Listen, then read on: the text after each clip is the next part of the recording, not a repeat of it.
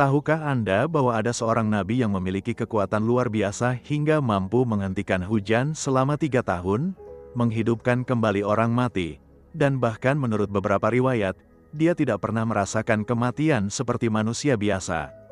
Kisah Nabi Ilyas alaihi salam adalah salah satu kisah paling menakjubkan namun jarang dibahas secara mendalam dalam sejarah para nabi. Hari ini, kita akan mengungkap rahasia ilmu dan mukjizat yang dimiliki oleh nabi yang luar biasa ini, kisah perjuangannya melawan Raja Lalim dan penyembah berhala, serta hikmah tersembunyi di balik setiap peristiwa dalam hidupnya yang penuh misteri. Assalamualaikum warahmatullahi wabarakatuh, selamat datang di channel kami. Sebelum kita melanjutkan kisah yang luar biasa ini, jangan lupa untuk klik tombol subscribe dan nyalakan lonceng notifikasi agar Anda tidak ketinggalan video inspiratif lainnya. Berikan juga like pada video ini sebagai bentuk dukungan Anda. Baiklah, mari kita mulai perjalanan spiritual kita mengungkap rahasia Nabi Ilyas alaihi salam. Nabi Ilyas alaihi salam adalah salah satu nabi yang diutus kepada Bani Israel, tepatnya kepada penduduk kota Baalbek yang terletak di wilayah Syam, atau yang sekarang dikenal sebagai Lebanon. Dia hidup di masa yang sangat gelap, di mana penyembahan berhala telah merajalela dan mencapai puncaknya. Nama Ilyas sendiri dalam bahasa Ibrani adalah Elijah atau Eliyahu yang berarti Tuhan adalah Allahku, sebuah nama yang sangat tepat mengingat misi utamanya adalah mengembalikan manusia kepada tauhid yang murni. Pada masa itu, kekuasaan berada di tangan Raja Ahab yang sangat lalim dan istrinya Ratu Izebel yang terkenal sangat kejam. Ratu Izebel adalah pengikut fanatik penyembahan Baal, sebuah patung berhala yang dipercaya sebagai dewa hujan dan kesuburan. Pengaruh Izebel terhadap raja sangat besar, hingga seluruh kerajaan dipaksa untuk menyembah Baal. Mereka mendirikan kuil yang megah untuk berhala tersebut, mengangkat ratusan pendeta Baal, dan membunuh siapa saja yang berani menentang, termasuk para nabi Allah yang lain. Bayangkan situasinya, hampir seluruh rakyat telah berpaling dari Allah Subhanahu wa Ta'ala. Mereka yang masih beriman harus bersembunyi di gua-gua dan gunung agar tidak dibunuh. Di tengah kegelapan inilah Allah mengutus Nabi Ilyas alaihi salam dengan misi yang sangat berat, yaitu mengembalikan kaumnya kepada jalan yang benar dan menghancurkan penyembahan berhala yang telah mengakar kuat. Nabi Ilyas memulai dakwahnya dengan cara yang sangat berani. Dia langsung mendatangi istana raja dan menyampaikan pesan yang mengejutkan. Dia berkata kepada Raja Ahab, "Demi Allah yang aku sembah, tidak akan ada hujan dan embun di negeri ini selama beberapa tahun ke depan, sampai aku sendiri yang meminta kepada Allah untuk menurunkannya kembali." Ini adalah mukjizat pertama yang diberikan Allah kepada Nabi Ilyas, kemampuan untuk mengendalikan hujan. Pernyataan ini bukan sekedar ancaman kosong. Nabi Ilyas ingin membuktikan kepada mereka bahwa Baal yang mereka sembah sebagai dewa hujan adalah tidak lebih dari patung batu yang tidak memiliki kekuatan apapun. Jika Baal benar-benar berkuasa atas hujan, mengapa dia tidak bisa menurunkan setetes air pun ketika Nabi Ilyas berdoa kepada Allah untuk menghentikannya? Benar saja, sejak pernyataan itu, tidak setetes pun air hujan turun dari langit. Bulan demi bulan berlalu, musim berganti, namun langit tetap cerah tanpa awan. Pada tahun pertama, rakyat masih bisa bertahan dengan persediaan yang ada. Namun memasuki tahun kedua, kekeringan mulai terasa sangat parah. Sungai-sungai mengering, tanaman mati, ternak berjatuhan, dan kelaparan mulai melanda. Para pendeta Baal berkumpul di kuil mereka, melakukan ritual demi ritual, memohon kepada patung mereka untuk menurunkan hujan, namun tidak ada respons apapun. Sementara itu, Nabi Ilyas diperintahkan Allah untuk bersembunyi di tepi sungai Kerit. Di tempat inilah terjadi mukjizat yang luar biasa. Allah mengirimkan burung gagak untuk membawakan makanan kepada Nabi Ilyas setiap pagi dan petang. Bayangkan, burung yang biasanya dikenal sebagai hewan pemakan bangkai dan pencuri makanan, diubah Allah menjadi pelayan setia yang mengantarkan roti dan daging kepada nabinya. Ini adalah pelajaran penting bahwa Allah mampu memberikan rezeki dari arah yang tidak pernah kita duga. Ketika sungai Kerit akhirnya mengering karena kekeringan yang berkepanjangan, Allah memerintahkan Nabi Ilyas untuk pergi ke kota Sarfat dan tinggal di rumah seorang janda miskin. Ketika Nabi Ilyas tiba di gerbang kota, dia melihat seorang janda sedang mengumpulkan kayu bakar. Nabi Ilyas meminta air dan sepotong roti kepadanya. Janda itu menjawab dengan sedih, "Demi Allah yang engkau sembah, aku tidak memiliki roti. Yang aku punya hanya segenggam tepung di tempayan dan sedikit minyak di buli-buli. Aku sedang mengumpulkan kayu untuk membuat roti terakhir bagiku dan anakku. Setelah itu kami akan menunggu kematian karena kelaparan." Nabi Ilyas berkata kepadanya, "Jangan takut. Buatlah roti itu dan berikan kepadaku terlebih dahulu.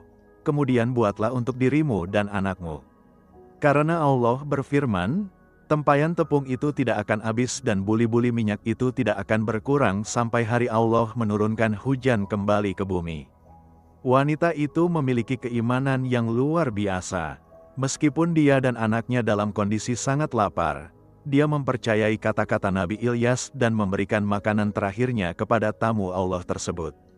Dan benar saja, mukjizat terjadi. Setiap hari janda itu mengambil tepung dari tempayan, namun tepung itu tidak pernah habis. Setiap kali dia menuangkan minyak dari buli-buli, minyak itu tetap ada. Mereka bertiga, Nabi Ilyas, janda itu dan anaknya, terus makan dari persediaan yang tidak pernah berkurang selama 3 tahun masa kekeringan. Ini adalah bukti nyata bahwa ketika kita mengutamakan perintah Allah dan tamunya, Allah akan melipat gandakan rezeki kita dengan cara yang ajaib. Namun ujian bagi janda itu belum berakhir. Suatu hari, anak laki-lakinya yang sangat dicintainya jatuh sakit parah dan akhirnya meninggal dunia. Janda itu sangat sedih dan bertanya kepada Nabi Ilyas, "Mengapa ini terjadi? Apakah engkau datang ke rumahku untuk mengingatkan dosaku dan membunuh anakku?" Nabi Ilyas mengambil anak itu dari pangkuan ibunya dan membawanya ke kamar atas. Di sana, dia berdoa dengan sangat khusyuk kepada Allah. Nabi Ilyas berkata, "Ya Tuhanku, mengapa engkau mendatangkan malapetaka kepada janda yang telah memberiku tempat tinggal dengan mematikan anaknya?" Kemudian dia merebahkan dirinya di atas anak itu 3 kali sambil berdoa, "Ya Allah, kembalikanlah nyawa anak ini." Allah mengabulkan doa Nabi Ilyas dan nyawa anak itu kembali. Dia hidup kembali. Nabi Ilyas membawa anak itu turun dan menyerahkannya kepada ibunya sambil berkata, "Lihatlah, anakmu hidup." Janda itu penuh syukur dan berkata, "Sekarang aku tahu dengan pasti bahwa engkau benar-benar utusan Allah dan firman Allah yang keluar dari mulutmu adalah kebenaran." Mukjizat menghidupkan orang mati ini adalah salah satu rahasia ilmu Nabi Ilyas yang paling luar biasa. Tidak banyak nabi yang diberi kemampuan untuk mengembalikan nyawa yang telah pergi. Ini menunjukkan betapa tinggi kedudukan Nabi Ilyas di sisi Allah dan betapa besar kepercayaan yang diberikan Allah kepadanya. Mukjizat ini juga menjadi pelajaran penting bahwa kematian dan kehidupan sepenuhnya berada dalam kendali Allah Subhanahu wa Ta'ala, bukan dalam kendali patung berhala atau kekuatan lain apapun. Setelah 3 tahun kekeringan yang mengerikan, tibalah saatnya bagi Nabi Ilyas untuk kembali menghadap Raja Ahab dan menantang para pendeta Baal dalam sebuah pertarungan yang akan menentukan masa depan keimanan rakyat. Allah memerintahkan Nabi Ilyas untuk menemui raja dan memberitahukan bahwa hujan akan segera turun. Ketika Nabi Ilyas muncul di hadapan Raja Ahab, raja itu marah dan berkata, "Kaukah pembuat onar di Israel?" Nabi Ilyas dengan tegas menjawab, "Bukan aku yang membuat onar, tetapi kamu dan keluargamu yang telah meninggalkan perintah Allah dan mengikuti Baal." Kemudian Nabi Ilyas menantang raja untuk mengumpulkan seluruh rakyat Israel di Gunung Karmel, bersama dengan 450 nabi Baal dan 400 nabi Asyera yang makan di meja Ratu Izebel. Raja Ahab menerima tantangan ini dan mengumpulkan semua orang di tempat yang ditentukan. Gunung Karmel menjadi saksi bisu dari pertarungan akbar antara kebenaran dan kebatilan. Di hadapan ribuan orang, Nabi Ilyas berdiri sendirian menghadapi ratusan pendeta berhala. Dia berkata kepada rakyat, "Sampai kapan kalian akan bimbang di antara 2 pilihan? Jika Allah adalah Tuhan, ikutilah Dia. Tetapi jika Baal adalah Tuhan, ikutilah dia." Namun rakyat terdiam, tidak ada yang berani menjawab. Mereka telah terlalu lama hidup dalam keraguan-raguan dan ketakutan. Nabi Ilyas kemudian mengusulkan sebuah ujian yang adil. Dia berkata, "Biarlah 2 ekor lembu jantan diberikan kepada kami. Biarkan mereka memilih satu untuk diri mereka sendiri, memotongnya menjadi beberapa bagian dan meletakkannya di atas kayu, tetapi jangan menyalakan api. Aku akan menyiapkan lembu yang lain dan meletakkannya di atas kayu, tetapi tidak menyalakan api. Kemudian kalian berdoa kepada Tuhan kalian dan aku akan berdoa kepada Tuhanku." Tuhan yang menjawab dengan menurunkan api, dialah Allah yang sebenarnya. Seluruh rakyat setuju dengan usulan ini. Para pendeta Baal memilih lembu mereka terlebih dahulu, memotongnya, dan meletakkannya di atas kayu. Dari pagi hingga siang, mereka berseru kepada Baal, "Ya Baal, jawablah kami." Tetapi tidak ada suara, tidak ada yang menjawab.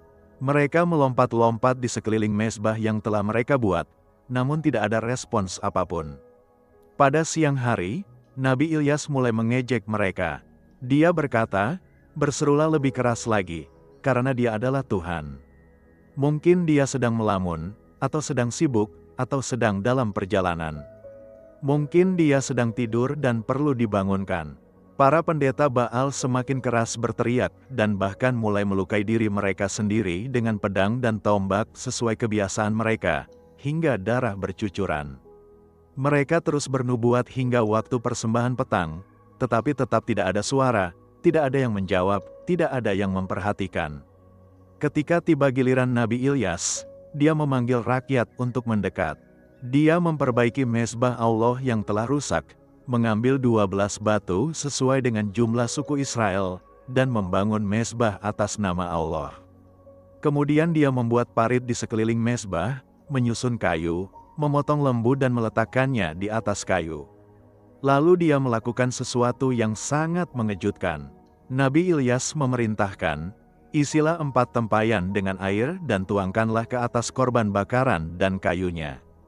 Dia mengulangi perintah ini sampai 3 kali. Sehingga total 12 tempayan air dituangkan ke atas mezbah.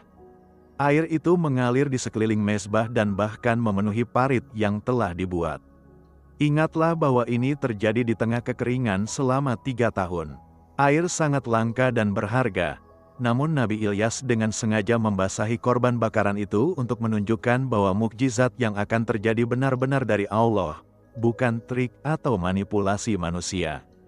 Pada waktu persembahan korban petang, Nabi Ilyas maju dan berdoa dengan khusyuk.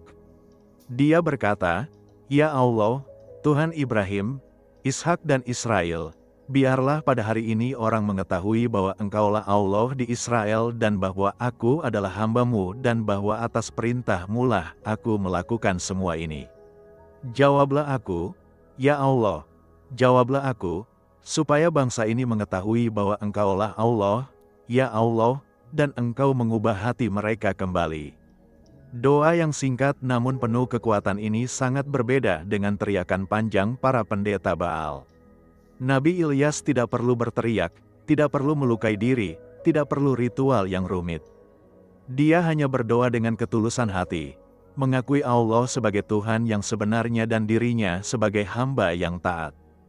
Dan Allah segera menjawab doa hambanya yang setia. Tiba-tiba api turun dari langit dan memakan habis korban bakaran, kayu, batu-batu, tanah, bahkan air yang ada di dalam parit. Api Allah yang dahsyat itu tidak meninggalkan apapun. Ketika seluruh rakyat melihat hal itu, mereka sujud menyembah dan berkata, "Allah, dialah Allah yang sebenarnya. Allah, dialah Allah yang sebenarnya." Pengakuan ini diulang berkali-kali dengan penuh penyesalan dan keyakinan yang baru. Inilah puncak dari dakwah Nabi Ilyas. Dalam sekejap mata, Allah membuktikan kepada ribuan orang bahwa Dia adalah satu-satunya Tuhan yang berhak disembah. Baal dan semua berhala lainnya tidak memiliki kekuatan apapun. Hanya Allah yang mampu menjawab doa, hanya Allah yang berkuasa atas api, air, langit dan bumi. Mukjizat menurunkan api dari langit ini menjadi salah satu rahasia ilmu Nabi Ilyas yang paling terkenal dan paling berpengaruh dalam sejarah. Setelah kemenangan yang gemilang ini, Nabi Ilyas memerintahkan rakyat untuk menangkap para pendeta Baal. Tidak satu pun dari mereka boleh lolos. Mereka semua ditangkap dan dibawa ke Sungai Kison. Di sanalah mereka dihukum mati sesuai dengan hukum Taurat. Ini bukan tindakan kejam yang dilakukan Nabi Ilyas dengan semena-mena, tetapi pelaksanaan hukum Allah terhadap mereka yang telah menyesatkan umat dan menyebabkan ribuan orang berpaling dari Allah. Kemudian Nabi Ilyas berkata kepada Raja Ahab, "Pergilah, makanlah dan minumlah, karena akan ada bunyi deru hujan yang lebat." Sementara Raja pergi untuk makan, Nabi Ilyas naik ke puncak Gunung Karmel, membungkuk ke tanah dan meletakkan mukanya di antara lututnya dalam posisi doa yang sangat khusyuk. Dia memerintahkan pelayannya untuk pergi melihat ke arah laut. Pelayan itu pergi dan kembali dengan berkata, "Tidak ada apa-apa." Nabi Ilyas berkata, "Kembalilah sampai 7 kali." Pada kali yang ke-7, pelayan itu berkata, "Ada awan kecil sebesar telapak tangan manusia naik dari laut." Nabi Ilyas langsung tahu bahwa ini adalah tanda hujan akan turun. Dia berkata kepada pelayan, "Pergilah katakan kepada Ahab, pasanglah kuda keretamu dan turunlah, supaya hujan jangan menahan engkau." Sementara itu, langit menjadi gelap oleh awan dan angin, lalu turunlah hujan lebat. Setelah 3 tahun kekeringan yang mematikan, akhirnya hujan turun kembali ke bumi. Air yang ditunggu-tunggu itu membasahi tanah yang gersang, mengisi sungai yang kering, menghidupkan tanaman yang layu. Rakyat bersuka cita karena kehidupan akan kembali normal. Namun bagi Nabi Ilyas, perjuangan belum berakhir.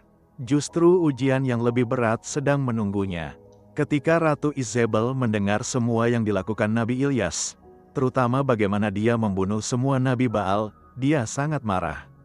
Dia mengirim utusan kepada Nabi Ilyas dengan ancaman, "Biarlah para dewa menghukum aku dengan hukuman yang berat, jika besok pada waktu seperti ini aku tidak membuat nyawamu seperti nyawa salah seorang dari mereka." Ini adalah ancaman pembunuhan yang sangat serius dari seorang ratu yang terkenal sangat kejam dan tidak pernah gagal melaksanakan ancamannya. Mendengar ancaman ini, Nabi Ilyas yang baru saja memenangkan pertarungan besar melawan ratusan pendeta Baal, tiba-tiba merasa takut. Dia bangkit dan pergi menyelamatkan nyawanya. Dia pergi ke Bersheba yang termasuk wilayah Yehuda dan meninggalkan pelayannya di sana. Kemudian dia sendiri berjalan sehari perjalanan ke dalam padang gurun. Dia duduk di bawah pohon arar dan berdoa memohon kematian. Nabi Ilyas berkata, "Cukuplah itu, sekarang ya Allah, ambillah nyawaku, karena aku ini tidak lebih baik dari nenek moyangku." Ini adalah momen yang sangat manusiawi dari seorang nabi yang agung. Setelah melalui perjuangan yang berat, menghadapi kaumnya yang ingkar, melihat begitu banyak penolakan dan kekejaman, Nabi Ilyas merasa lelah secara fisik dan mental. Dia merasa bahwa dia telah gagal dalam misinya karena bahkan setelah mukjizat yang begitu besar, masih ada penguasa yang menolak kebenaran dan mengancam akan membunuhnya. Dalam keadaan sangat lelah dan putus asa, Nabi Ilyas tertidur di bawah pohon arar. Namun Allah tidak meninggalkan hambanya yang setia. Tiba-tiba seorang malaikat menyentuhnya dan berkata, "Bangunlah, makanlah." Nabi Ilyas melihat di dekat kepalanya ada roti yang dipanggang di atas batu bara dan sebuah kendi air. Dia makan dan minum, lalu tidur lagi. Malaikat Allah datang kedua kalinya, menyentuhnya dan berkata, "Bangunlah, makanlah, karena perjalanan masih terlalu jauh bagimu." Nabi Ilyas bangun, makan dan minum, dan dengan kekuatan makanan itu dia berjalan 40 hari 40 malam sampai ke Gunung Horeb, gunung yang sama di mana Allah pernah berbicara kepada Nabi Musa alaihi salam dan memberikan 10 perintah. Di sana Nabi Ilyas masuk ke dalam sebuah gua untuk bermalam. Tiba-tiba firman Allah datang kepadanya dengan pertanyaan, "Apa kerjamu di sini, Ilyas?" Nabi Ilyas menjawab dengan jujur, "Aku sangat cemburu bagi Allah, Tuhan semesta alam, karena orang Israel telah meninggalkan perjanjianmu, meruntuhkan mezbah-mezbahmu dan membunuh nabi-nabimu dengan pedang. Hanya aku seorang yang masih hidup, dan mereka berusaha mencabut nyawaku. Allah berkata, keluarlah dan berdirilah di atas gunung di hadapanku, karena aku akan lewat. Kemudian terjadilah peristiwa yang luar biasa. Angin besar dan kuat yang membelah gunung-gunung dan memecahkan bukit-bukit batu lewat di hadapan Allah, tetapi Allah tidak ada dalam angin itu. Sesudah angin itu datang gempa bumi, tetapi Allah tidak ada dalam gempa bumi itu. Sesudah gempa bumi itu datang api, tetapi Allah tidak ada dalam api itu. Sesudah api itu terdengar bunyi angin sepoi-sepoi basa yang lembut.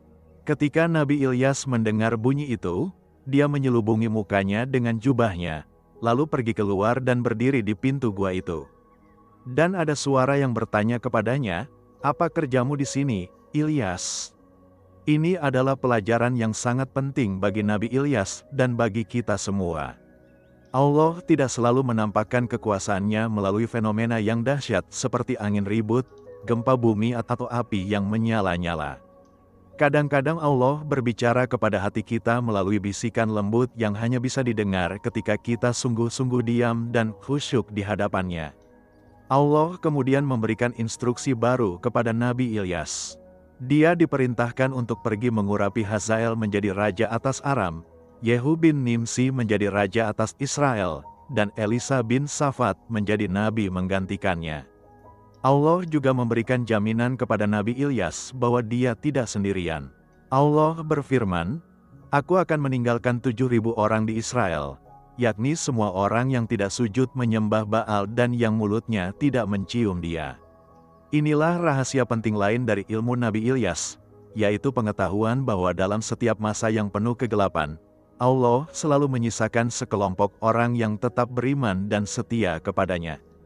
Tidak peduli seberapa buruk situasinya, tidak peduli seberapa sedikit orang yang tampaknya masih beriman, Allah selalu menjaga orang-orang pilihannya yang akan meneruskan estafet kebenaran. Nabi Ilyas kemudian meninggalkan Gunung Horeb dan menemukan Elisa bin Safat yang sedang membajak dengan 12 pasang lembu, dan dia sendiri mengemudikan pasangan yang ke-12. Nabi Ilyas melewatinya dan menjulangkan jubahnya ke atasnya. Elisa meninggalkan lembu-lembunya, berlari mengejar Nabi Ilyas dan berkata, "Izinkanlah aku mencium ayah dan ibuku, kemudian aku akan mengikut engkau." Nabi Ilyas berkata kepadanya, "Pergilah, kembalilah, sebab apakah yang telah kuperbuat kepadamu?" Elisa kembali, mengambil sepasang lembunya dan menyembelihnya. Dengan peralatan lembu-lembu itu dia memasak daging dan memberikannya kepada rakyat untuk dimakan.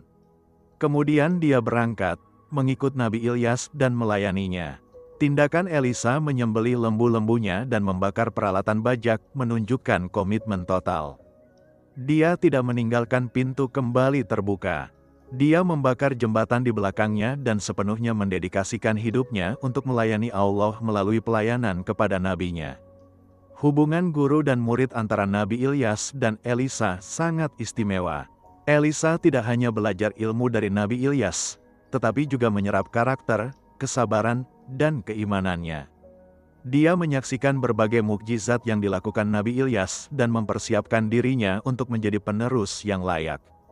Ini adalah salah satu rahasia penting dari sistem kenabian, yaitu adanya generasi dan pewarisan ilmu serta tanggung jawab dari generasi ke generasi. Setelah beberapa tahun melayani Nabi Ilyas, tibalah waktu di mana Nabi Ilyas akan diangkat ke langit. Ini adalah salah satu peristiwa paling misterius dan menakjubkan dalam sejarah para nabi. Pada hari itu, Nabi Ilyas dan Elisa berjalan dari Gilgal. Nabi Ilyas berkata kepada Elisa, "Diamlah di sini, sebab Allah mengutus aku ke Betel." Tetapi Elisa berkata, "Demi Allah yang hidup dan demi hidupmu, aku tidak akan meninggalkan engkau." Maka pergilah mereka ke Betel. Para nabi yang ada di Betel keluar menemui Elisa dan berkata kepadanya, "Tahukah engkau bahwa pada hari ini Allah akan mengangkat tuanmu dari atasmu?" Elisa menjawab, "Aku tahu juga, diamlah." Nabi Ilyas berkata lagi kepada Elisa, "Diamlah di sini, sebab Allah mengutus aku ke Yerikho." Tetapi Elisa berkata, Demi Allah yang hidup dan demi hidupmu, aku tidak akan meninggalkan engkau. Maka sampailah mereka ke Yerikho. Para nabi yang ada di Yerikho mendekati Elisa dan berkata kepadanya, "Tahukah engkau bahwa pada hari ini Allah akan mengangkat tuanmu dari atasmu?" Elisa menjawab, "Aku tahu juga, diamlah." Nabi Ilyas berkata lagi kepada Elisa, "Diamlah di sini, sebab Allah mengutus aku ke sungai Yordan." Tetapi Elisa berkata, "Demi Allah yang hidup dan demi hidupmu, aku tidak akan meninggalkan engkau." Maka pergilah keduanya. 50 orang dari para nabi itu pergi juga dan berdiri memandang dari jauh, sementara keduanya berdiri di tepi sungai Yordan. Lalu Nabi Ilyas mengambil jubahnya, menggulung dan memukulkannya ke atas air. Maka terbagilah air itu ke sebelah sini dan ke sebelah situ, sehingga menyeberanglah keduanya dengan berjalan di tempat kering. Ini adalah mukjizat lain yang menunjukkan kekuasaan Allah yang luar biasa dan juga kedudukan tinggi Nabi Ilyas di sisinya. Setelah menyeberang, Nabi Ilyas berkata kepada Elisa, "Mintalah apa yang hendak kulakukan kepadamu, sebelum aku terangkat daripadamu." Elisa menjawab, "Biarlah kiranya aku mendapat 2 bagian dari rohmu." Nabi Ilyas berkata, "Engkau meminta sesuatu yang sukar. Namun, jika engkau melihat aku terangkat daripadamu, maka hal itu akan terjadi kepadamu. Tetapi jika tidak, hal itu tidak akan terjadi."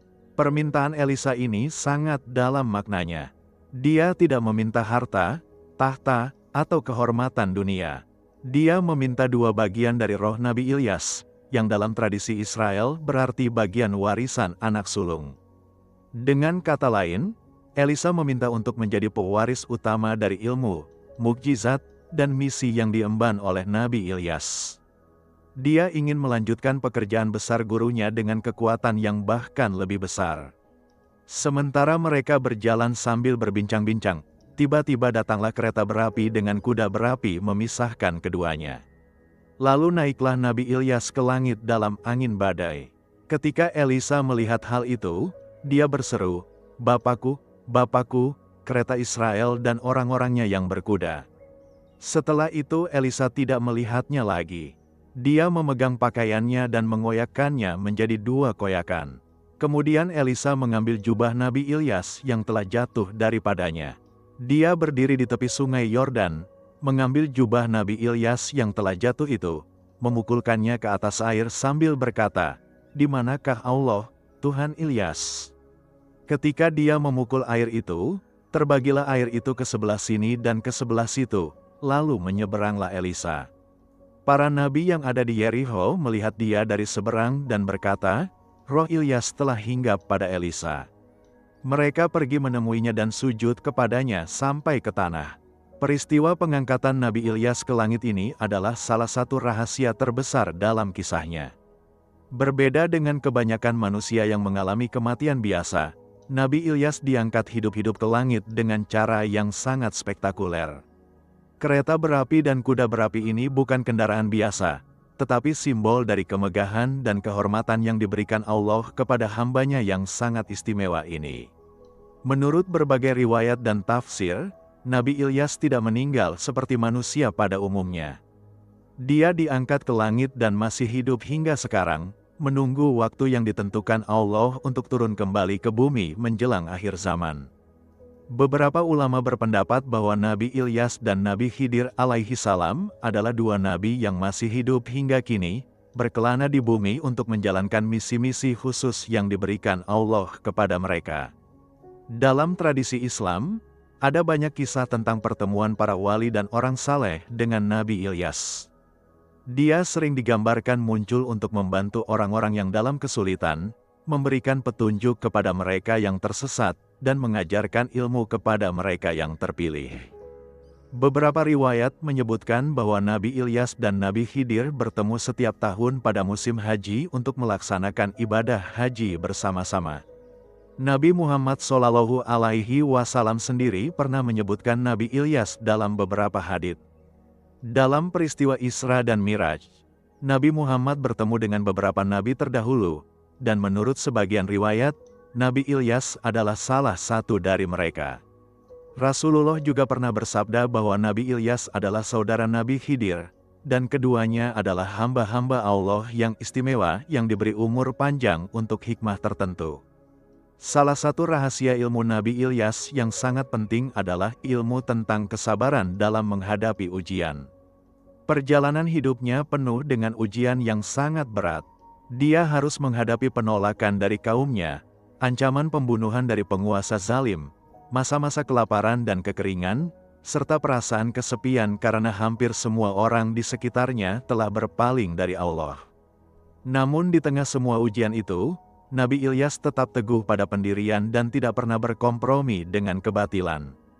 Kesabaran Nabi Ilyas bukan kesabaran yang pasif, tetapi kesabaran yang aktif dan produktif. Dia sabar dalam artian dia tidak putus asa dan tetap melanjutkan dakwahnya meskipun menghadapi berbagai rintangan. Ketika dia merasa lelah dan bahkan memohon kematian, Allah menguatkannya kembali dan memberikan dia misi baru. Ini mengajarkan kita bahwa kesabaran sejati adalah tetap berpegang pada kebenaran dan terus berusaha memperbaiki keadaan, tidak peduli seberapa sulit situasinya. Rahasia ilmu lain yang dimiliki Nabi Ilyas adalah ilmu tentang tawakal atau kepercayaan penuh kepada Allah. Ketika dia diperintahkan untuk bersembunyi di tepi sungai Kerit, dia tidak bertanya bagaimana dia akan mendapatkan makanan. Dia percaya sepenuhnya bahwa Allah yang memerintahkannya untuk pergi ke sana pasti akan memberikan rezeki. Dan benar saja, Allah mengirimkan burung gagak untuk membawakan makanan. Ketika sungai mengering dan dia diperintahkan pergi ke rumah janda miskin, dia tidak ragu meskipun janda itu sendiri hampir kelaparan. Dia yakin bahwa Allah pasti memiliki rencana yang baik. Tawakal Nabi Ilyas juga terlihat ketika dia menantang ratusan Nabi Baal sendirian. Dari sudut pandang manusia biasa, ini adalah tindakan yang sangat berani, bahkan bisa dianggap nekat. Satu orang melawan ratusan orang, bagaimana mungkin bisa menang? Tetapi Nabi Ilyas tidak menghitung dengan logika manusia. Dia percaya bahwa selama dia berada di pihak yang benar dan Allah mendukungnya, maka tidak ada kekuatan di dunia ini yang bisa mengalahkannya. Dan Allah membuktikan bahwa kepercayaan Nabi Ilyas itu benar dengan menurunkan api dari langit yang membakar habis korban bakaran. Ilmu Nabi Ilyas tentang kekuatan doa juga sangat luar biasa. Kita telah melihat bagaimana doanya mampu menghentikan hujan selama 3 tahun, menurunkan hujan kembali setelah kekeringan panjang, menurunkan api dari langit, menghidupkan anak yang telah mati, dan membelah air sungai Yordan. Semua mukjizat ini terjadi karena Nabi Ilyas memiliki hubungan yang sangat dekat dengan Allah. Doanya bukan sekedar ucapan bibir, tetapi berasal dari kedalaman hati yang penuh keimanan dan keyakinan. Yang menarik dari doa-doa Nabi Ilyas adalah kesederhanaannya. Dia tidak menggunakan kata-kata yang berbunga-bunga atau kalimat yang panjang dan rumit. Ketika dia berdoa meminta api turun dari langit, doanya sangat singkat dan langsung kepada inti permasalahan. Dia hanya meminta Allah untuk menunjukkan kepada rakyat bahwa Dia adalah Tuhan yang sebenarnya. Ini mengajarkan kita bahwa yang penting dalam doa bukanlah panjangnya kata-kata atau indahnya bahasa, tetapi ketulusan hati dan kedalaman keimanan. Nabi Ilyas juga memiliki ilmu tentang pentingnya memilih pertempuran yang tepat. Dia tahu kapan harus berdiri tegak menghadapi kebatilan dan kapan harus mundur untuk keselamatan dirinya. Ketika Ratu Izebel mengancam akan membunuhnya, Nabi Ilyas memilih untuk pergi menyelamatkan diri. Ini bukan tindakan pengecut, tetapi tindakan bijaksana. Dia tahu bahwa misinya belum selesai dan masih banyak yang harus dia lakukan. Kematian yang sia-sia di tangan Izebel tidak akan membawa manfaat apapun. Namun ketika saatnya tiba untuk menghadapi para Nabi Baal, Nabi Ilyas tidak mundur sedikitpun. Dia tahu bahwa ini adalah momen yang menentukan. Jika dia menang, ribuan orang akan kembali kepada keimanan yang benar. Jika dia kalah atau tidak berani mengambil tantangan ini, maka kebatilan akan semakin mengakar kuat. Dalam situasi ini, Nabi Ilyas memilih untuk maju dengan penuh keberanian, mempercayakan sepenuhnya hasilnya kepada Allah. Ilmu tentang pentingnya kaderisasi atau generasi kepemimpinan juga sangat jelas dalam kisah Nabi Ilyas. Dia tidak bekerja sendirian atau memonopoli semua tugas. Dia melatih Elisa untuk menjadi penggantinya. Dia mengajarkan Elisa tidak hanya ilmu pengetahuan teoritis, tetapi juga praktik langsung dalam menghadapi berbagai situasi. Elisa menyaksikan sendiri bagaimana Nabi Ilyas berdoa, bagaimana dia menghadapi tantangan, bagaimana dia tetap teguh dalam keimanan. Semua ini menjadi bekal berharga bagi Elisa ketika dia harus melanjutkan misi gurunya. Ketika Nabi Ilyas diangkat ke langit, Elisa tidak bingung atau kehilangan arah. Dia sudah siap untuk memikul tanggung jawab yang berat itu. Bahkan mukjizat pertama yang dia lakukan, yaitu membelah air sungai Yordan dengan jubah Nabi Ilyas, menunjukkan bahwa dia benar-benar telah mewarisi ilmu dan kuasa dari gurunya. Para nabi yang menyaksikan peristiwa itu langsung mengakui bahwa roh Nabi Ilyas telah hinggap pada Elisa. Dalam konteks kehidupan kita sehari-hari, prinsip kaderisasi ini sangat penting. Kita tidak boleh memonopoli ilmu atau pengalaman yang kita miliki. Kita harus berbagi dengan generasi berikutnya, melatih mereka, membimbing mereka, sehingga ketika saatnya tiba bagi kita untuk mengundurkan diri atau berpindah ke tahap kehidupan yang lain, ada orang-orang yang siap melanjutkan perjuangan kita. Tanpa kaderisasi yang baik, banyak perjuangan mulia yang terhenti di tengah jalan karena tidak ada yang melanjutkan. Rahasia ilmu Nabi Ilyas yang lain adalah tentang pentingnya memiliki visi yang jelas. Sejak awal, Nabi Ilyas tahu persis apa misinya, yaitu mengembalikan Bani Israel kepada penyembahan Allah yang esa dan menghapuskan penyembahan berhala. Semua tindakan yang dia lakukan, semua keputusan yang dia ambil, semua mukjizat yang dia minta kepada Allah, semuanya diarahkan untuk mencapai visi ini. Dia tidak terganggu oleh hal-hal yang tidak penting atau tersesat dalam tujuan-tujuan yang tidak jelas. Visi yang jelas ini memberikan Nabi Ilyas kekuatan untuk tetap fokus meskipun menghadapi berbagai godaan dan rintangan. Ketika dia ditawari kenyamanan atau keamanan dengan cara berkompromi dengan sistem yang ada, dia menolak. Ketika dia diancam dengan kematian jika tidak berhenti berdakwah, dia tetap melanjutkan. Visi yang kuat itu membuat dia tidak mudah tergoyahkan oleh apapun. Bagi kita yang hidup di zaman sekarang, memiliki visi yang jelas dalam hidup sangatlah penting. Kita perlu tahu apa tujuan hidup kita, apa yang ingin kita capai, apa kontribusi yang ingin kita berikan untuk dunia ini. Tanpa visi yang jelas, kita akan mudah terombang-ambing oleh berbagai tren yang datang dan pergi, mudah tergoda oleh hal-hal yang sebenarnya tidak penting, dan pada akhirnya akan merasa hampa karena tidak tahu untuk apa kita hidup. Nabi Ilyas juga mengajarkan kita tentang pentingnya keberanian dalam menyuarakan kebenaran. Di zamannya, hampir semua orang takut untuk menentang Raja Ahab dan Ratu Izebel. Para nabi Allah yang lain banyak yang dibunuh atau harus bersembunyi. Namun Nabi Ilyas memilih untuk tampil ke depan dan menyampaikan pesan Allah dengan tegas dan jelas. Dia tidak mengemas pesannya dengan bahasa yang lembut dan diplomatis agar tidak menyinggung perasaan raja. Dia menyampaikan kebenaran apa adanya, tanpa pengurangan atau penambahan. Keberanian Nabi Ilyas ini bukan keberanian yang ceroboh atau tidak memperhitungkan risiko. Dia tahu persis bahwa nyawanya dalam bahaya.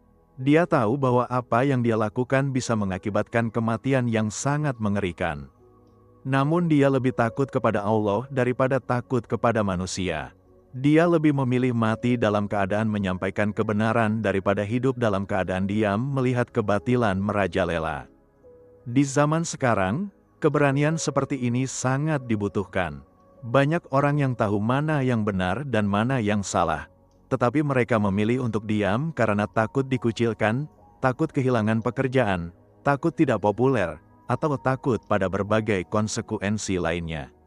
Kita perlu belajar dari Nabi Ilyas bahwa kebenaran harus disuarakan, tidak peduli seberapa besar risikonya. Tentu saja kita harus bijaksana dalam cara menyampaikannya, tetapi esensi kebenaran itu tidak boleh dikompromikan.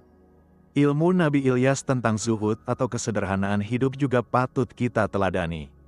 Meskipun dia adalah seorang nabi yang sangat dihormati dan memiliki mukjizat yang luar biasa, Nabi Ilyas hidup sangat sederhana. Ketika dia bersembunyi di tepi sungai, dia puas dengan roti dan daging yang dibawakan burung gagak. Ketika dia tinggal di rumah janda miskin, dia tidak menuntut makanan yang enak atau tempat tidur yang nyaman. Bahkan ketika dia berjalan dari satu kota ke kota lain, dia melakukannya dengan berjalan kaki, tidak menggunakan kendaraan mewah atau diiringi rombongan yang besar. Kesederhanaan hidup Nabi Ilyas ini menunjukkan bahwa dia tidak terikat pada kemewahan dunia. Fokusnya adalah pada misi yang diembannya, bukan pada kenyamanan pribadi. Dia memahami bahwa kehidupan dunia ini sementara dan yang kekal adalah kehidupan akhirat. Oleh karena itu, dia tidak mau terlalu banyak menghabiskan waktu dan energi untuk mengejar hal-hal duniawi yang pada akhirnya akan ditinggalkan. Dalam konteks kehidupan modern yang sangat konsumtif dan materialistis, ajaran kesederhanaan dari Nabi Ilyas ini sangat relevan. Kita sering terjebak dalam pola pikir bahwa kebahagiaan datang dari memiliki banyak harta, rumah mewah, mobil mahal, dan berbagai barang branded. Padahal kenyataannya, banyak orang yang memiliki semua itu justru merasa kosong dan tidak bahagia. Sebaliknya, orang-orang yang hidup sederhana tetapi memiliki tujuan hidup yang jelas dan hubungan yang baik dengan Sang Pencipta, cenderung lebih bahagia dan damai. Nabi Ilyas juga mengajarkan tentang pentingnya bersyukur dalam segala keadaan. Ketika Allah memberikan mukjizat melalui tangannya, dia tidak menjadi sombong atau merasa bahwa itu adalah kehebatannya sendiri. Sebaliknya, dia selalu mengakui bahwa semua mukjizat itu adalah kuasa Allah semata. Ketika dia mendapatkan makanan dari burung gagak atau dari tempayan tepung yang tidak pernah habis, dia bersyukur kepada Allah yang telah memberikan rezeki dengan cara yang ajaib. Bahkan ketika dia mengalami masa-masa sulit, seperti ketika dia harus lari dari kejaran Ratu Izebel dan merasa sangat lelah hingga ingin mati, dia tidak mengeluh atau menyalahkan Allah. Dia tetap berdoa dan berkomunikasi dengan Allah, menyampaikan keluh kesahnya dengan jujur tetapi tetap dalam koridor adab seorang hamba kepada Tuhannya. Dan Allah merespons dengan penuh kasih sayang, mengirimkan malaikat untuk memberikan makanan dan kekuatan, serta memberikan pelajaran berharga melalui peristiwa di Gunung Horeb. Sikap syukur ini sangat penting untuk kebahagiaan dan ketenangan hidup. Orang yang selalu bersyukur akan melihat hidup dari perspektif yang positif. Dia akan fokus pada nikmat yang dia miliki, bukan pada yang tidak dia miliki.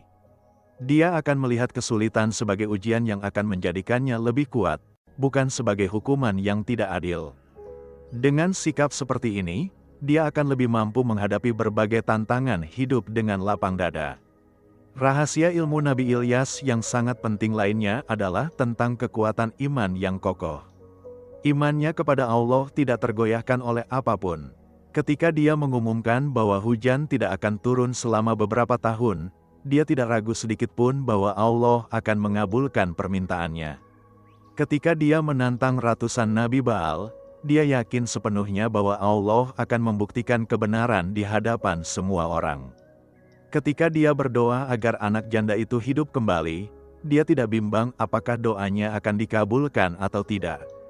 Iman yang kokoh ini bukan datang dengan tiba-tiba. Nabi Ilyas membangun imannya melalui hubungan yang sangat dekat dengan Allah, melalui doa-doa yang khusyuk, melalui renungan yang mendalam, dan melalui ketaatan yang konsisten terhadap perintah Allah. Setiap ujian yang dia hadapi dan setiap mukjizat yang dia saksikan semakin menguatkan imannya. Sehingga pada akhirnya, imannya menjadi sekuat baja yang tidak bisa dihancurkan oleh badai apapun. Kita yang hidup di zaman sekarang juga perlu membangun iman yang kokoh seperti itu. Iman yang tidak mudah goyah ketika menghadapi ujian, tidak mudah terpengaruh oleh propaganda kebatilan, tidak mudah ragu ketika melihat kebenaran seolah-olah kalah.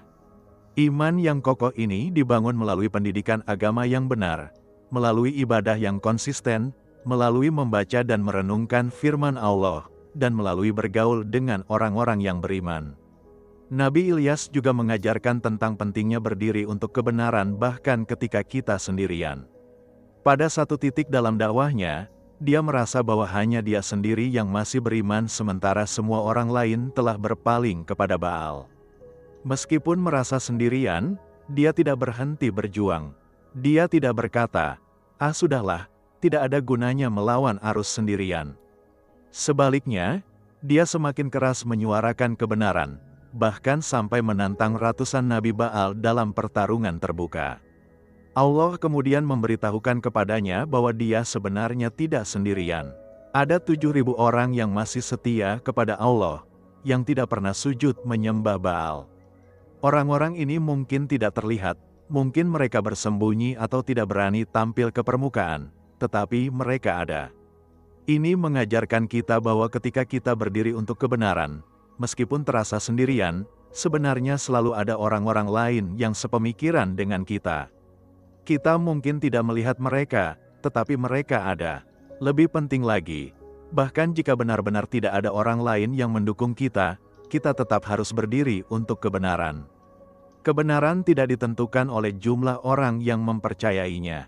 Kebenaran tetaplah kebenaran meskipun hanya satu orang yang mempercayainya, dan kebatilan tetaplah kebatilan meskipun seluruh dunia mendukungnya.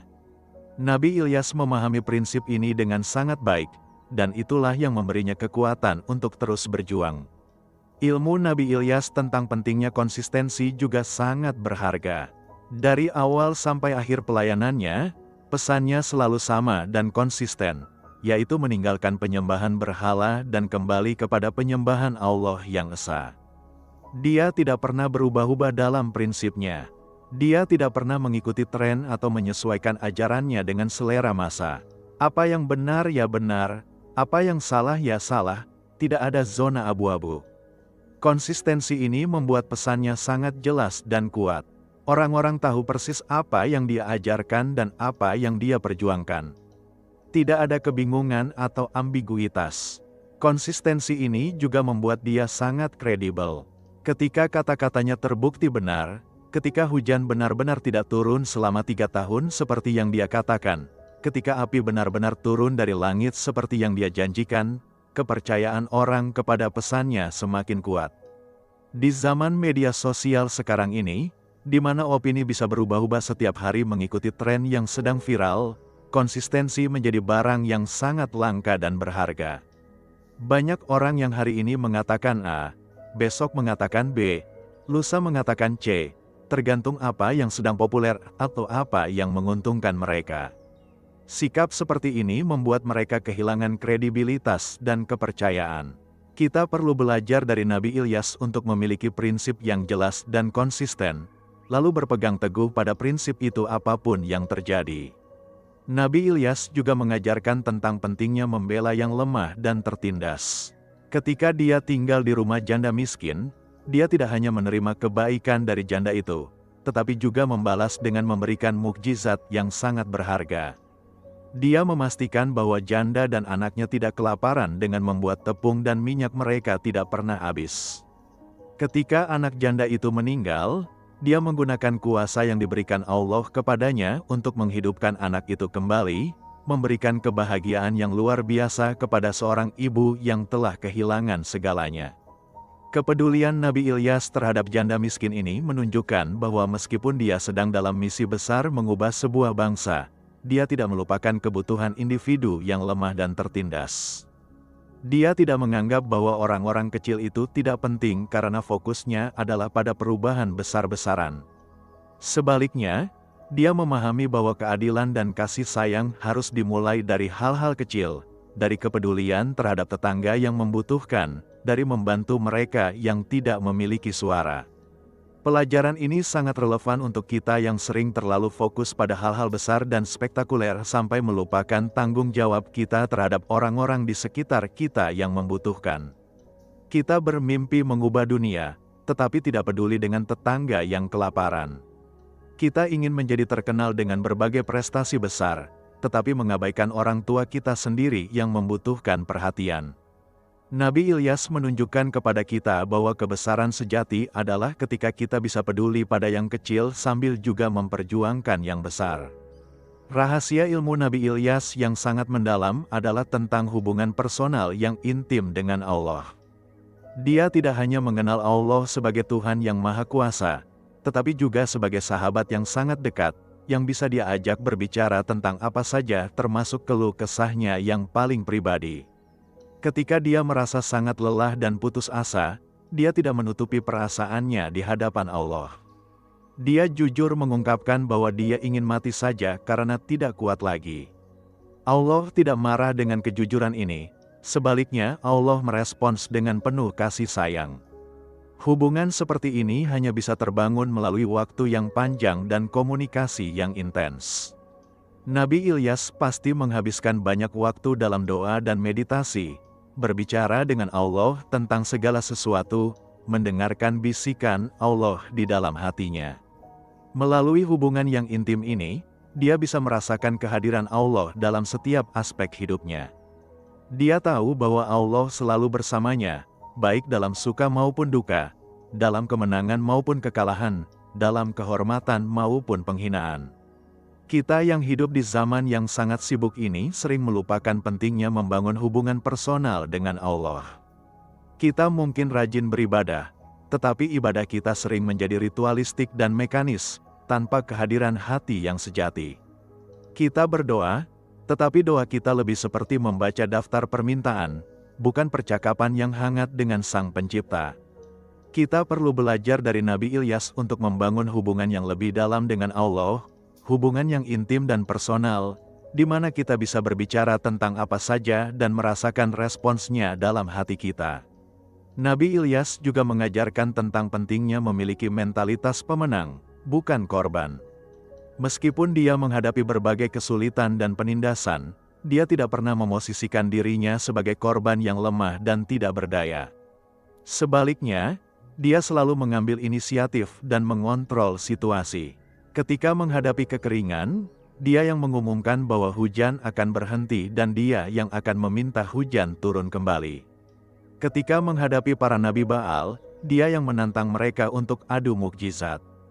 Ketika ancaman datang dari Ratu Izebel, dia yang memutuskan untuk pergi dan kemudian kembali pada waktu yang tepat. Mentalitas pemenang ini sangat penting untuk kesuksesan dalam hidup. Orang yang memiliki mentalitas korban akan selalu menyalahkan keadaan, menyalahkan orang lain, menyalahkan nasib buruk, untuk semua kegagalan yang dia alami. Dia merasa tidak memiliki kendali atas hidupnya dan hanya bisa pasrah pada keadaan. Sebaliknya, orang yang memiliki mentalitas pemenang akan selalu mencari cara untuk mengubah situasi, akan mengambil tanggung jawab atas hidupnya sendiri, akan melihat setiap masalah sebagai tantangan yang bisa diatasi. Ilmu Nabi Ilyas tentang timing atau pemilihan waktu yang tepat juga sangat brilian. Dia tahu kapan waktu yang tepat untuk bertindak dan kapan waktu yang tepat untuk menunggu. Ketika kondisi belum memungkinkan untuk konfrontasi langsung dengan para nabi Baal, dia memilih untuk bersembunyi dan mempersiapkan diri. Dia menunggu sampai kekeringan benar-benar mencapai puncaknya, sampai rakyat benar-benar menderita dan mulai mempertanyakan keberadaan Baal sebagai dewa hujan. Barulah pada saat yang tepat, ketika pertanyaan itu sudah ada di benak semua orang, dia muncul dan menantang para nabi Baal untuk membuktikan siapa Tuhan yang sebenarnya. Pemilihan waktu ini sangat strategis. Jika dia menantang terlalu cepat, ketika rakyat masih percaya penuh pada Baal, mungkin hasilnya tidak akan seefektif itu. Tetapi dengan menunggu sampai waktu yang tepat, ketika keraguan sudah mulai muncul, mukjizat yang dia tunjukkan menjadi jauh lebih berpengaruh. Rakyat yang sudah mulai mempertanyakan keberadaan Baal, ketika melihat bahwa Baal benar-benar tidak bisa menurunkan api sementara Allah bisa melakukannya dengan mudah, langsung yakin tanpa keraguan lagi. Dalam kehidupan kita, pemilihan waktu yang tepat juga sangat penting. Ada waktu untuk berbicara dan ada waktu untuk diam. Ada waktu untuk bertindak dan ada waktu untuk menunggu. Ada waktu untuk maju dan ada waktu untuk mundur. Orang yang bijaksana adalah orang yang bisa membaca situasi dengan baik dan memilih waktu yang tepat untuk setiap tindakan. Tindakan yang benar pada waktu yang salah bisa menghasilkan kegagalan, sementara tindakan yang sama pada waktu yang tepat bisa menghasilkan kesuksesan yang gemilang. Nabi Ilyas juga mengajarkan tentang pentingnya memiliki keberanian untuk berbeda. Di zamannya, hampir semua orang mengikuti arus penyembahan Baal. Itu adalah hal yang normal, yang diterima secara sosial, bahkan yang dipaksakan oleh penguasa. Tetapi Nabi Ilyas berani tampil beda. Dia berani mengatakan bahwa apa yang dilakukan oleh mayoritas itu salah. Dia berani menjadi minoritas yang menyuarakan kebenaran. Keberanian untuk berbeda ini membutuhkan kekuatan mental yang luar biasa. Manusia secara alami adalah makhluk sosial yang ingin diterima oleh kelompoknya. Keinginan untuk konformitas atau menyesuaikan diri dengan kelompok sangat kuat dalam diri kita. Tetapi Nabi Ilyas menunjukkan bahwa ketika kelompok itu salah, kita harus berani melawan arus. Kita tidak boleh mengikuti kerumunan menuju jurang hanya karena takut dikucilkan. Di zaman modern ini, tekanan untuk konformitas mungkin lebih kuat daripada zaman manapun. Media sosial membuat kita sangat sadar akan apa yang dilakukan dan dipikirkan oleh orang lain. Ada tekanan sosial yang sangat besar untuk mengikuti tren, untuk memiliki pandangan yang sama dengan mayoritas, untuk tidak menonjol terlalu berbeda. Tetapi kita perlu ingat bahwa kebenaran tidak ditentukan oleh voting mayoritas. Kita perlu memiliki keberanian seperti Nabi Ilyas untuk berdiri pada kebenaran meskipun itu berarti berdiri sendirian. Rahasia ilmu Nabi Ilyas yang sangat penting lainnya adalah tentang kekuatan kesederhanaan dalam menyampaikan pesan. Ketika dia ingin membuktikan bahwa Allah adalah Tuhan yang sebenarnya, dia tidak menggunakan argumen filosofis yang rumit atau debat teologis yang panjang. Dia menggunakan demonstrasi sederhana yang bisa dipahami oleh semua orang. Api dari langit yang membakar korban bakaran adalah bukti yang sangat jelas dan tidak bisa dibantah. Semua orang, dari yang paling terpelajar sampai yang paling sederhana, bisa memahami pesan itu dengan jelas. Kesederhanaan dalam menyampaikan pesan ini sangat efektif. Pesan yang terlalu rumit atau berbelit-belit seringkali justru membuat bingung dan tidak sampai ke sasaran. Sebaliknya, pesan yang sederhana dan langsung akan lebih mudah dipahami, diingat, dan disebarkan. Nabi Ilyas memahami prinsip komunikasi efektif ini dengan sangat baik. Dalam konteks dakwah dan penyampaian kebenaran di zaman sekarang, kita juga perlu belajar untuk menyederhanakan pesan kita. Kita sering terjebak dalam bahasa yang terlalu akademis, argumen yang terlalu filosofis, atau penjelasan yang terlalu teknis, sehingga orang awam tidak bisa memahami apa yang kita maksud. Kita perlu belajar untuk menyampaikan pesan yang kompleks dengan cara yang sederhana tanpa mengurangi substansinya. Nabi Ilyas juga mengajarkan tentang pentingnya memiliki integritas yang utuh. Apa yang dia katakan sama dengan apa yang dia lakukan. Dia tidak mengajarkan sesuatu kepada orang lain sementara dia sendiri melakukan hal yang bertentangan. Ketika dia mengajarkan untuk hanya menyembah Allah, dia sendiri adalah penyembah Allah yang paling taat. Ketika dia mengajarkan untuk tidak takut pada manusia, dia sendiri menunjukkan keberanian yang luar biasa. Ketika dia mengajarkan untuk percaya pada Allah, dia sendiri menunjukkan kepercayaan yang sempurna melalui tindakan-tindakannya. Integritas ini membuat pesannya sangat kuat dan berpengaruh. Orang tidak hanya mendengar kata-katanya, tetapi juga melihat kehidupannya yang konsisten dengan apa yang dia ajarkan. Ini membuat mereka percaya bahwa apa yang dia katakan benar-benar dia yakini dan dia hidupi, bukan hanya retorika kosong. Integritas adalah fondasi dari kepercayaan, dan tanpa kepercayaan, pesan apapun tidak akan bisa mengubah hati orang. Di zaman sekarang, integritas menjadi barang yang sangat langka. Banyak orang yang pandai berbicara tentang nilai-nilai luhur, tetapi kehidupan pribadi mereka jauh dari nilai-nilai itu. Banyak pemimpin yang mengajarkan kejujuran, tetapi mereka sendiri korup. Banyak dai yang mengajarkan kesederhanaan, tetapi mereka sendiri hidup mewah. Ketidakkonsistenan ini membuat pesan mereka kehilangan kekuatan. Orang mungkin mendengar kata-kata mereka, tetapi tidak tergerak untuk mengikuti karena mereka tidak melihat keteladanan nyata. Ilmu Nabi Ilyas tentang pentingnya memiliki support system atau sistem pendukung juga terlihat jelas.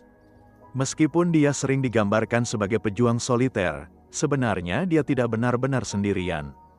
Dia memiliki Elisa sebagai murid dan asisten setia yang selalu mendampinginya. Dia memiliki janda di Sarfat yang memberikan tempat tinggal dan dukungan emosional.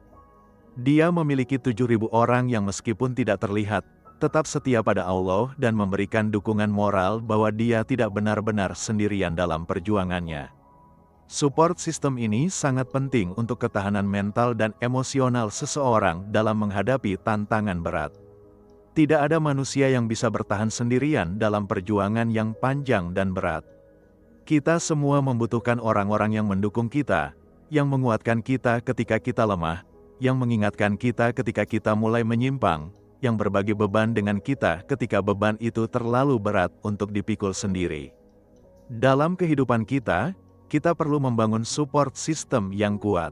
Ini bisa berupa keluarga yang mendukung, sahabat yang setia, komunitas yang positif, atau mentor yang bijaksana. Ketika kita menghadapi tantangan besar dalam hidup, keberadaan orang-orang ini akan sangat berarti. Mereka akan membantu kita tetap kuat dan tidak menyerah ketika godaan untuk menyerah itu sangat besar. Nabi Ilyas juga mengajarkan tentang pentingnya memiliki ketahanan atau resilience dalam menghadapi kegagalan dan kekecewaan. Meskipun dia telah menunjukkan mukjizat yang luar biasa dan membawa banyak orang kembali kepada Allah, pada akhirnya masih ada penguasa yang menolak pesan itu dan bahkan mengancam akan membunuhnya. Ini pasti sangat mengecewakan. Dia mungkin berharap bahwa setelah mukjizat sebesar itu, semua orang termasuk raja dan ratu akan bertobat. Tetapi kenyataannya tidak demikian. Kekecewaan ini sempat membuat Nabi Ilyas merasa putus asa dan ingin menyerah. Tetapi dia tidak berhenti di situ. Setelah Allah menguatkannya kembali, dia bangkit dan melanjutkan misinya dengan cara yang baru. Dia melatih Elisa untuk melanjutkan perjuangannya. Dia mengurapi raja-raja baru yang akan menghukum kejahatan penguasa lalim. Dia tidak membiarkan kegagalan atau kekecewaan mengalahkannya secara permanen. Ketahanan seperti ini sangat penting dalam hidup.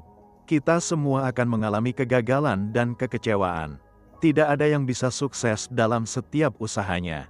Tetapi yang membedakan orang yang akhirnya berhasil dengan yang tidak adalah kemampuan mereka untuk bangkit kembali setelah terjatuh. Orang yang resilient adalah orang yang bisa belajar dari kegagalan, yang tidak membiarkan kekecewaan mengalahkannya, yang terus berusaha dengan strategi baru ketika strategi lama tidak berhasil. Rahasia ilmu Nabi Ilyas yang sangat mendalam adalah tentang keikhlasan dalam beramal. Semua yang dia lakukan bukan untuk mencari pujian atau pengakuan dari manusia, tetapi murni untuk mencari ridha Allah. Ketika dia menunjukkan mukjizat, dia tidak mengatakan bahwa itu adalah kehebatannya, tetapi dengan jelas menyatakan bahwa itu adalah kuasa Allah. Ketika dia berhasil mengalahkan para nabi Baal, dia tidak membanggakan diri atau menuntut penghormatan khusus. Semua kejayaan itu dia kembalikan kepada Allah. Keikhlasan ini membuat amal ibadah Nabi Ilyas diterima oleh Allah dan sangat berpengaruh. Amal yang ikhlas memiliki kekuatan spiritual yang luar biasa. Sebaliknya, amal yang dilakukan dengan niat riya atau pamer kepada manusia, meskipun secara lahiriah terlihat bagus, tidak memiliki nilai di sisi Allah dan tidak akan memberikan dampak yang berkelanjutan.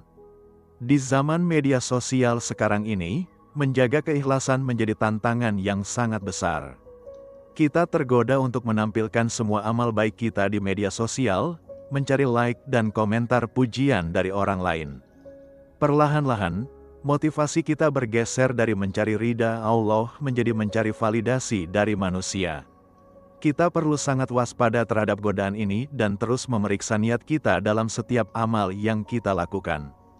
Nabi Ilyas juga mengajarkan tentang pentingnya memiliki visi jangka panjang, bukan hanya fokus pada hasil jangka pendek. Dia tidak mengharapkan perubahan instan dari kaumnya.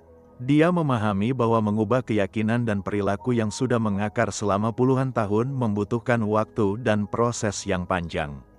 Oleh karena itu, dia tidak putus asa ketika tidak melihat hasil yang cepat.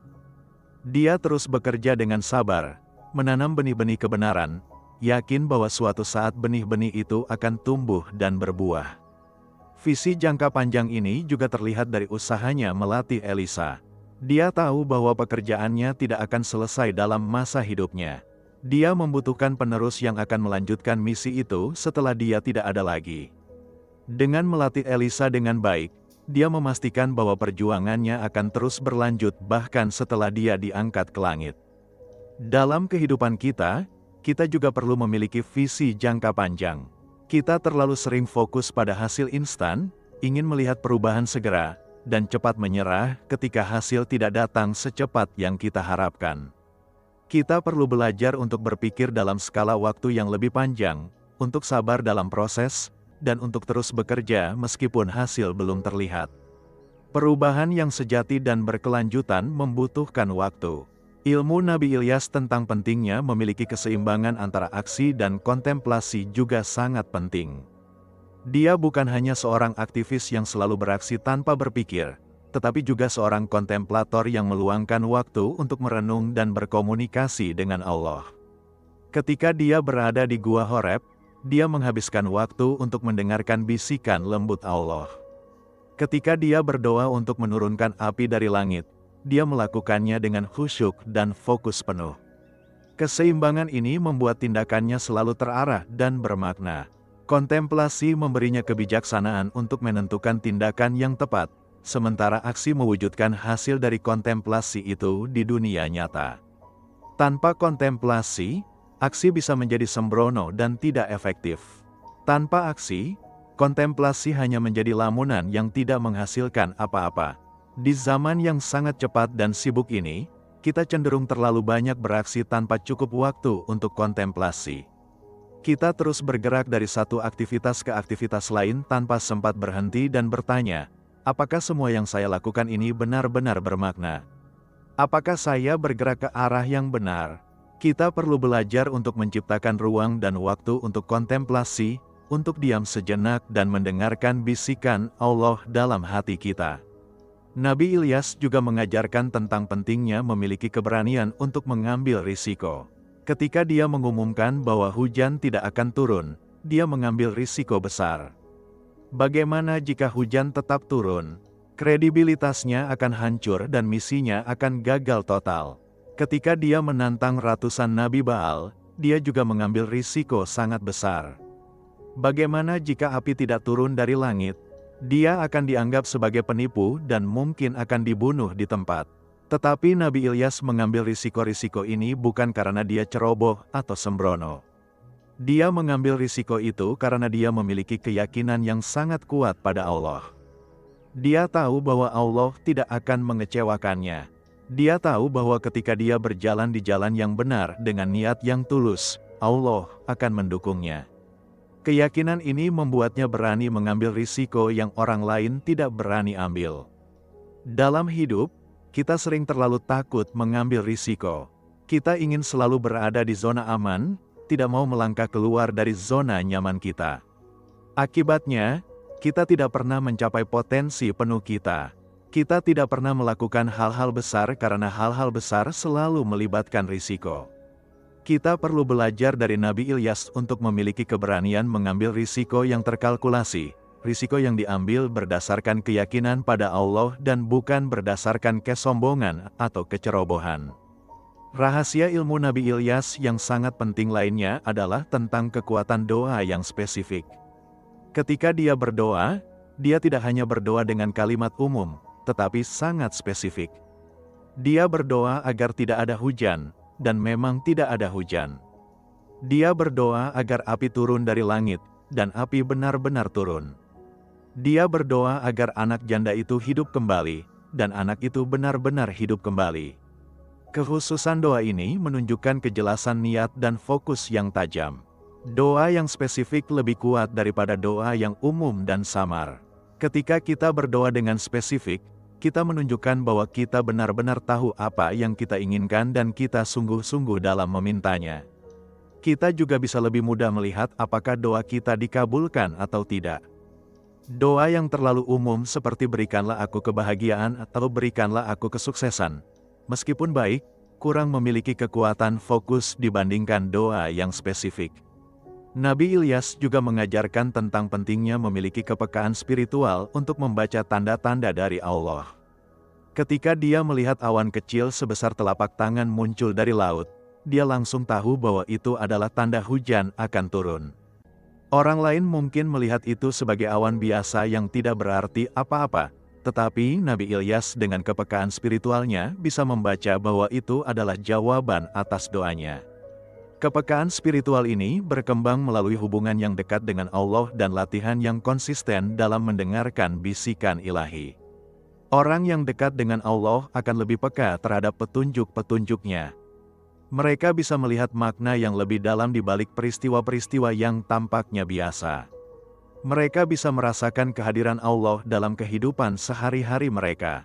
Kita yang hidup di zaman yang sangat materialistis dan rasionalistis ini sering kehilangan kepekaan spiritual. Kita hanya percaya pada apa yang bisa diukur dan dihitung. Kita menutup mata terhadap dimensi spiritual dari realitas. Akibatnya, kita melewatkan banyak petunjuk dan berkah yang sebenarnya Allah berikan kepada kita setiap hari. Kita perlu melatih kembali kepekaan spiritual kita melalui doa, meditasi, membaca kitab suci, dan bergaul dengan orang-orang yang memiliki kesadaran spiritual yang tinggi. Ilmu Nabi Ilyas tentang pentingnya memiliki mental yang tidak mudah terpuruk oleh pujian atau cercaan juga sangat berharga. Ketika dia berhasil mengalahkan para nabi Baal dan mendapat pengakuan dari ribuan orang, dia tidak menjadi sombong atau lupa diri. Sebaliknya, ketika dia diancam oleh Ratu Izebel dan harus lari menyelamatkan diri, dia tidak merasa bahwa dia gagal total atau tidak berguna. Dia tetap menjaga keseimbangan mental, tidak terlalu tinggi ketika dipuji dan tidak terlalu rendah ketika dicela. Keseimbangan mental seperti ini sangat penting untuk kesehatan jiwa dan efektivitas dalam jangka panjang. Orang yang terlalu terpengaruh oleh pujian akan menjadi sombong dan berhenti belajar. Orang yang terlalu terpengaruh oleh cercaan akan menjadi putus asa dan berhenti berusaha. Kita perlu belajar untuk tetap stabil, baik dalam keadaan sukses maupun gagal, baik ketika dipuji maupun dicela. Nabi Ilyas juga mengajarkan tentang pentingnya memiliki sikap rendah hati meskipun memiliki kemampuan luar biasa. Dia adalah nabi yang bisa menghentikan hujan, menurunkan api dari langit, menghidupkan orang mati, dan membelah air sungai. Dengan kemampuan sebesar itu, dia bisa saja menjadi sombong dan merasa superior dari orang lain. Tetapi dia tidak melakukan itu.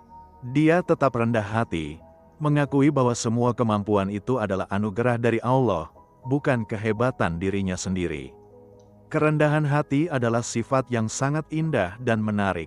Orang yang rendah hati akan mudah disukai dan dipercaya. Mereka bisa belajar dari siapa saja karena mereka tidak merasa bahwa mereka sudah tahu segalanya. Mereka bisa bekerja sama dengan siapa saja karena mereka tidak merasa bahwa mereka paling penting. Kerendahan hati juga melindungi kita dari kesombongan yang adalah akar dari banyak kejatuhan.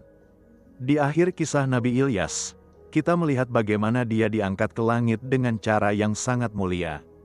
Ini adalah penghargaan tertinggi dari Allah untuk hambanya yang telah berjuang dengan sangat baik.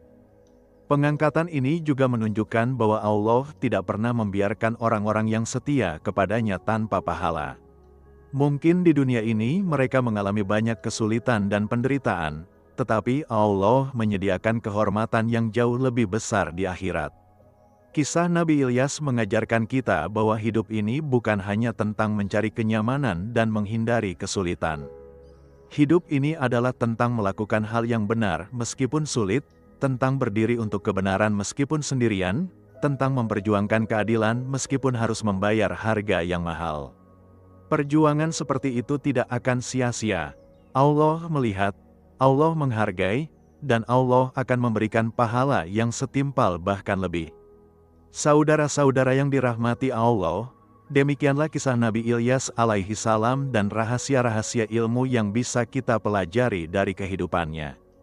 Dari kesabaran dalam menghadapi ujian, keberanian dalam menyuarakan kebenaran, keikhlasan dalam beramal, keteguhan dalam iman, kepekaan spiritual, hingga kerendahan hati meskipun memiliki kemampuan luar biasa. Semua ini adalah pelajaran berharga yang sangat relevan untuk kehidupan kita di zaman sekarang. Meskipun kita mungkin tidak diberi mukjizat seperti Nabi Ilyas, kita semua bisa menerapkan prinsip-prinsip yang diajarkan dalam kehidupan kita sehari-hari. Kita bisa belajar untuk lebih sabar, lebih berani, lebih ikhlas, lebih teguh dalam iman, lebih peka secara spiritual, dan lebih rendah hati. Ketika kita menerapkan prinsip-prinsip ini, kita akan melihat perubahan positif dalam diri kita dan dalam lingkungan di sekitar kita. Kisah Nabi Ilyas juga mengingatkan kita bahwa dalam setiap zaman, selalu ada tantangan antara kebenaran dan kebatilan, antara tauhid dan kemusyrikan, antara keadilan dan kezaliman. Dan dalam setiap zaman, Allah selalu mengutus orang-orang pilihan yang akan memperjuangkan kebenaran. Kita mungkin bukan nabi, tetapi kita bisa menjadi pejuang kebenaran di zaman kita, sesuai dengan kapasitas dan kemampuan yang Allah berikan kepada kita. Yang terpenting adalah kita tidak boleh diam melihat kebatilan merajalela. Kita tidak boleh menjadi pengecut yang hanya mengikuti arus mayoritas meskipun tahu itu salah. Kita harus memiliki keberanian untuk berdiri pada kebenaran, meskipun itu berarti harus berdiri sendirian. Karena pada akhirnya, yang penting bukan apakah kita berada di pihak mayoritas atau minoritas, tetapi apakah kita berada di pihak yang benar di mata Allah. Semoga kisah Nabi Ilyas alaihi salam ini memberikan inspirasi dan motivasi bagi kita semua untuk menjadi muslim yang lebih baik, untuk lebih kuat dalam iman, untuk lebih berani dalam menyuarakan kebenaran, dan untuk lebih konsisten dalam beramal saleh. Semoga Allah memberikan kita kekuatan untuk mengikuti jejak para nabinya dalam memperjuangkan kebenaran dan keadilan. Jangan lupa untuk terus belajar tentang kisah-kisah para nabi yang lain, karena setiap kisah mengandung pelajaran berharga yang akan memperkaya pemahaman kita tentang agama dan kehidupan. Subscribe channel ini, nyalakan notifikasi, dan bagikan video ini kepada saudara-saudara muslim lainnya agar mereka juga bisa mendapatkan manfaat dari kisah inspiratif ini. Terima kasih telah menyimak video ini sampai akhir. Semoga Allah senantiasa memberkahi kita semua, memberikan hidayah kepada kita, menguatkan iman kita, dan menjadikan kita hamba-hambanya yang setia seperti Nabi Ilyas alaihi salam. Wassalamualaikum warahmatullahi wabarakatuh.